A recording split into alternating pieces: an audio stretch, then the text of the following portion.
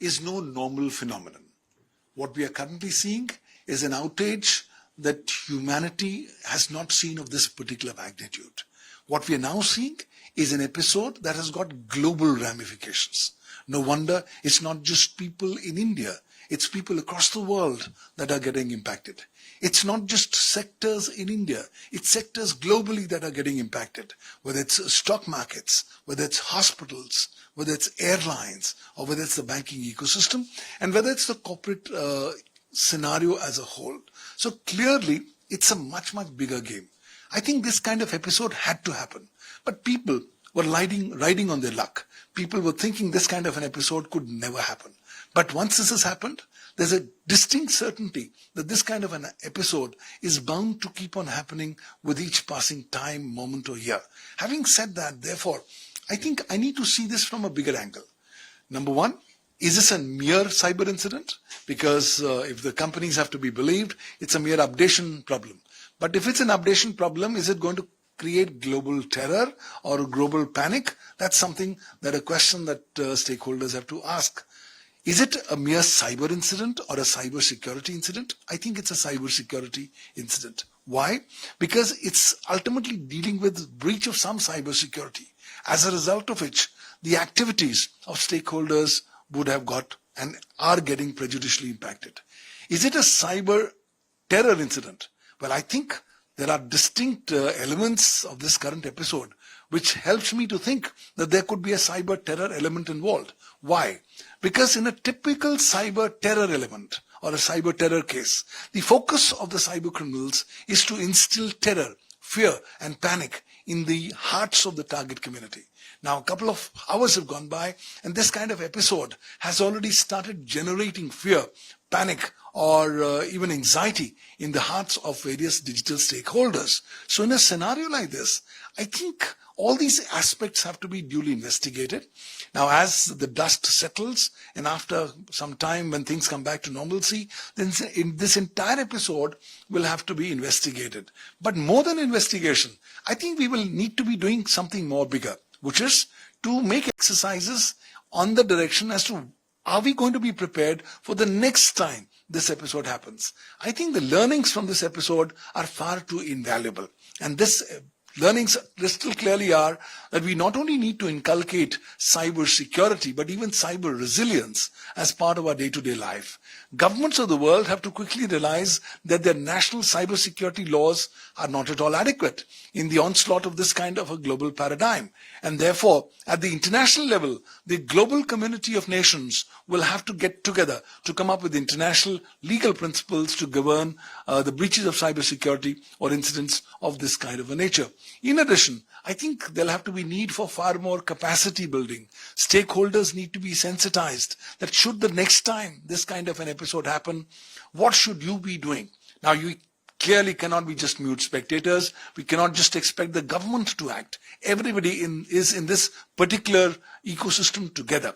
And I think the cybersecurity chain is as strong as the weakest link. Therefore, users will have to take appropriate care and caution to ensure that they do not become the weakest link in the cybersecurity chain. I think things are yet to settle down at the time when I talk, but clearly with this kind of a global outage coming in, one thing is clear, that our dependence on the internet ecosystem, on the digital bandwagon, is now getting too much to be taken for granted. It's time that we start planning for disaster recovery management. It's time that we really start putting our eggs into different baskets so that in the event one particular basket is impacted, that particular impact does not impact the other baskets and the eggs in the other baskets. So I think a lot of work needs to be done, but I think this will have to be led by the government. This will have to be led by the private sector, and the stakeholders, the users, will also have to realize that they are in this game together, and they will also have to contribute in making the cyber ecosystem more resilient and more cyber secure. Why? Because cyber security breaches will continue to keep on happening. The important issue is how quickly can we come back to a state of normalcy using the paradigm of cyber resilience. That's a broader message that's bringing forward in this particular episode. Sorry, ये पहला question था. Next क्या है? Sorry, खोलें क्या?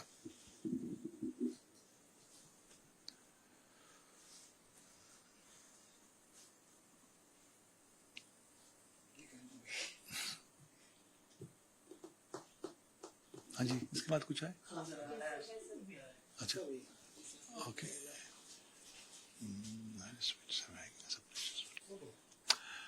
This kind of an episode shows that it could even be a normal cyber glitch. It could just be a teething problem pertaining to updation.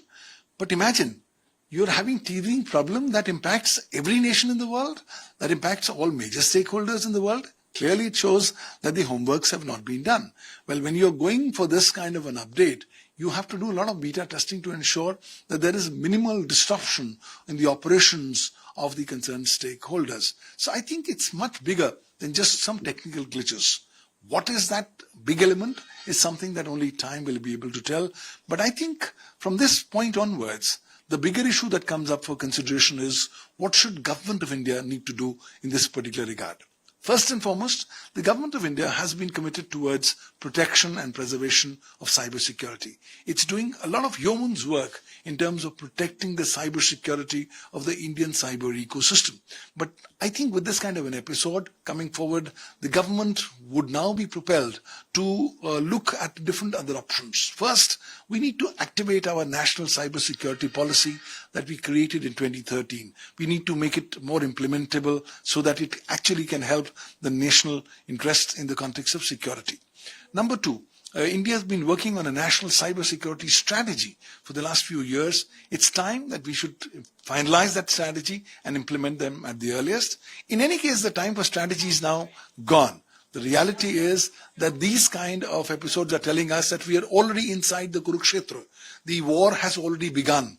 We cannot right now plan for the war. We now have to plan out what has to be our next maneuvers and initiatives. We have to realize that as a nation, we are riding a running tiger, and therefore we cannot get off the tiger.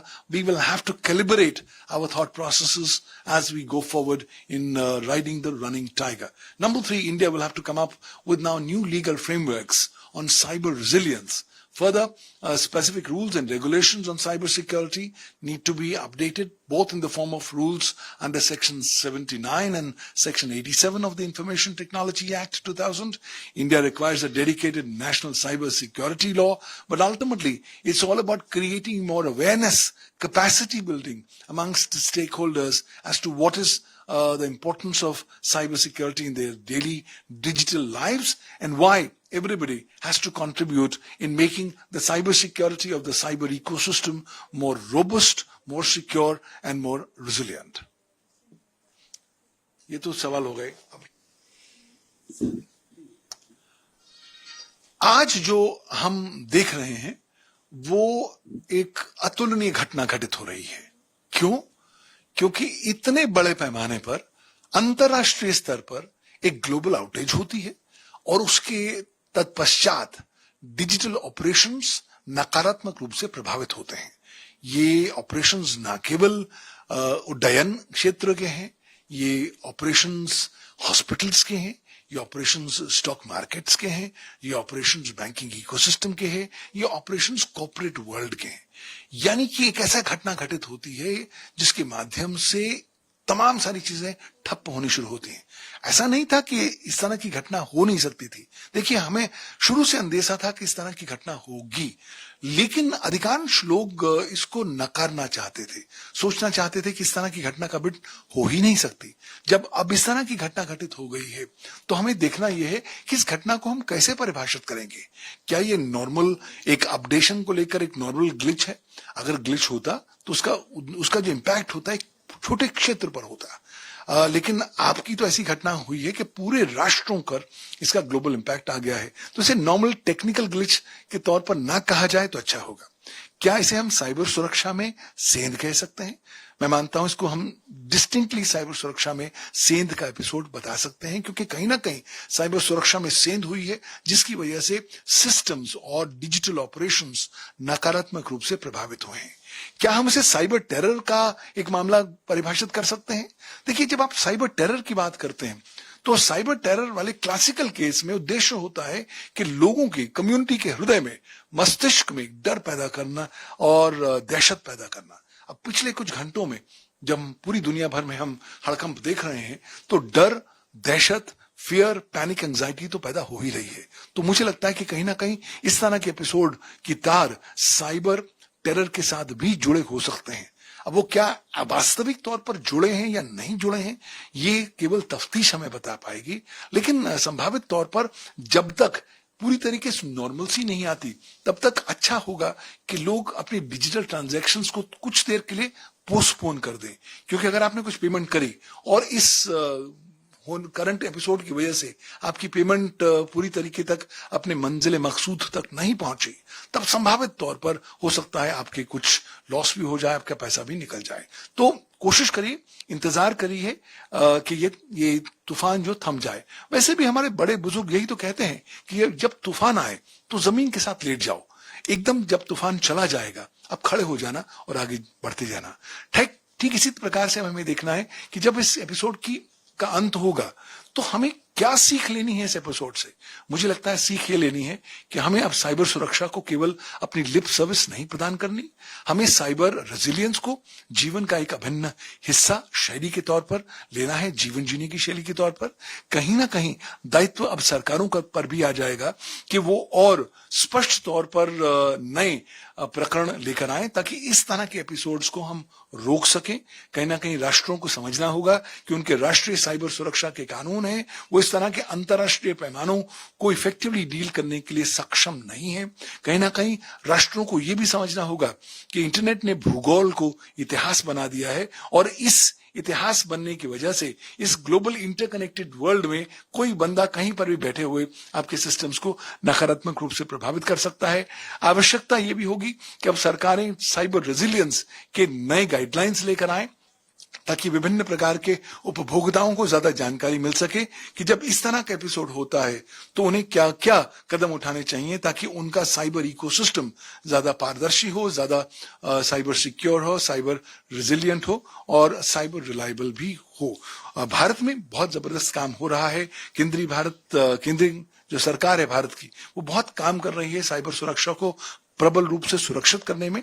लेकिन इस episode के बाद मुझे लगता है कि government का work plan थोड़ा और बढ़ जाना चाहिए। नंबर 1, हमें अपनी राष्ट्रीय साइबर सुरक्षा जो नीति है 2013 की, उसको पूरी तरीके से कार्यान्वित कर देना चाहिए, जो आज केवल एक कागजी घोड़ा बनकर रह चुकी है। नंबर 2, हम जो राष्ट्रीय साइबर सुरक्षा स्ट्रैटेजी पर कई सालों से काम कर रहे हैं उसको जल्दी से जल्द कार्यान्वित करें, अच्छा है। नंबर 3, हमें समझना होगा कि हम ऑलरेडी कुरुक्षेत्र के मध्य में आ चुके हैं, युद्ध प्रारंभ हो चुका है, तो इस वक्त हमारे पास उतनी बैंडविड्थ नहीं है कि हम युद्ध के लिए प्रिपरेशन करें। हमें तो इंस्टेंटेनियस रिस्पॉन्सेस करने पड़ेंगे, एक्शंस लेने पड़ेंगे। चौथी बात, भारत के पास आज भी कोई साइबर सुरक्षा संबंधी कानून नहीं है। आवश्यकता है कि एक डेडिकेटेड कानूनी प्रावधान आए, लीगल फ्रेमवर्क्स आए साइबर सुरक्षा के प्रति। पांचवी बात, भारत को आज साइबर रेजिलियंस की बहुत ज्यादा जरूरत है।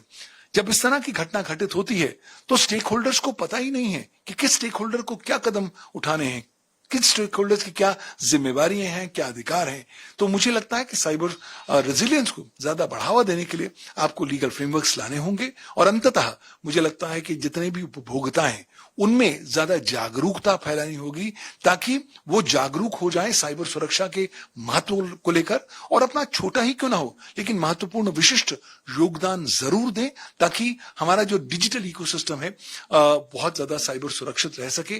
कहीं ना कहीं हमें समन्वय और सामंजस्य स्थापित करना पड़ेगा वर्तमान स्ट्रैटेजीज के साथ भी और नए आने वाली प्रोएक्टिव प्रोग्राम्स के साथ भी। हमें समझना पड़ेगा कि एक राष्ट्र होने के नाते हम एक ऐसे शेर के ऊपर सवारी कर रहे हैं जो दौड़ रहा है। हमारे पास ये विकल्प नहीं है कि हम इस शेर की सवारी को छोड़कर नीचे आ जाएं। क्यों? क्योंकि शेर हमारे जो वजूद को इंपैक्ट करेगा। तो इसलिए हमें लगातार अपनी स्ट्रैटेजीज को कैलिब्रेट करना पड़ेगा और उनको समय अनुसार और जो परिस्थिति है उनके अनुसार उनको बदलना पड़ेगा, उनमें तब्दीलियां लानी पड़ेंगी।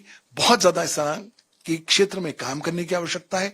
मैं उम्मीद करता हूं कि इस तरह के एपिसोड से अब एक नया वेव शुरू होगा जहां पर लोग ज्यादा महत्व, ज्यादा इज्जत और ज्यादा इंपॉर्टेंस दे पाएंगे साइबर सुरक्षा को और साइबर रेजिलियंस को। अगर आप ये वीडियो YouTube पर देख रहे हैं तो हमारे चैनल को सब्सक्राइब करें और बेल आइकन को दबाना ना भूलें। अगर आप Facebook पर ये वीडियो देख रहे हैं तो हमारे पेज को लाइक करें।